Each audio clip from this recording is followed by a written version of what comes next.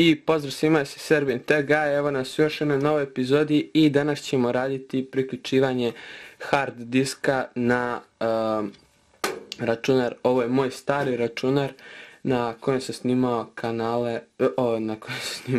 klipove za moj kanal, bivši Lil Gaming.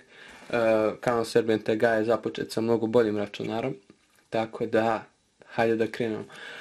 Ovo je hard disk sa mog starog laptopa koji sam priključio iz prostog razloga zato što savršeno radi na ovom računaru, a i ostali hard diskovi su veoma sjebani, to jest imaju ove bad sektore, tako da pored je nalazi se ovdje još jedan hard disk, znači ovakav, i sada ćemo raditi priključivanje. Ova je SATA hard disk i za njegovo priključivanje treba vam jedan SATA ovakav naponski kabel koji ćete da priključite ovdje.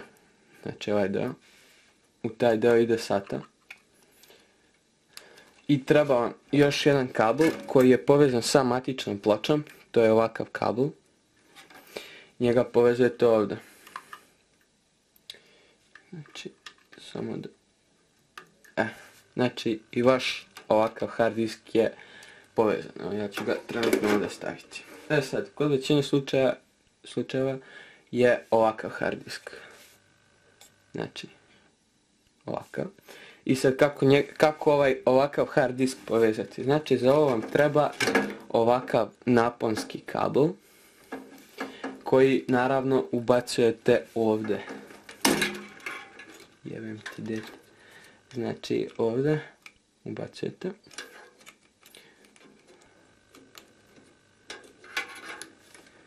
Znači to je tu ubačeno i sad ovdje ubacujete ID kabel koji vam također treba i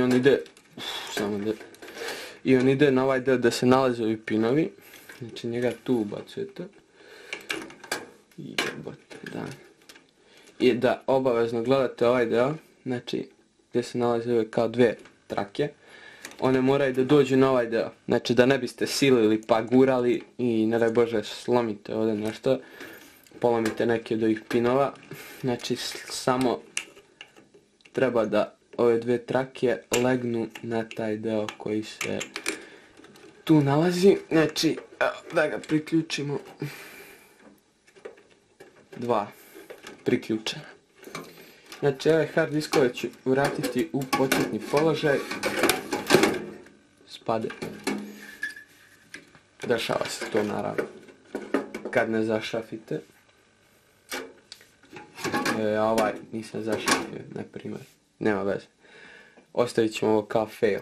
Ali, znači ovo bi bilo sve za danas. Radili smo priključivanje hard diska na računar.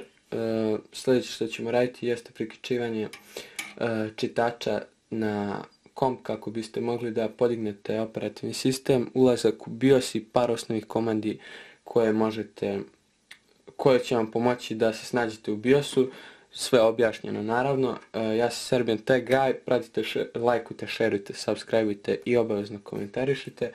Tako da to bi bilo to za danas. Hvala i doviđenja. Let it go, make my body go, make our bodies higher and higher.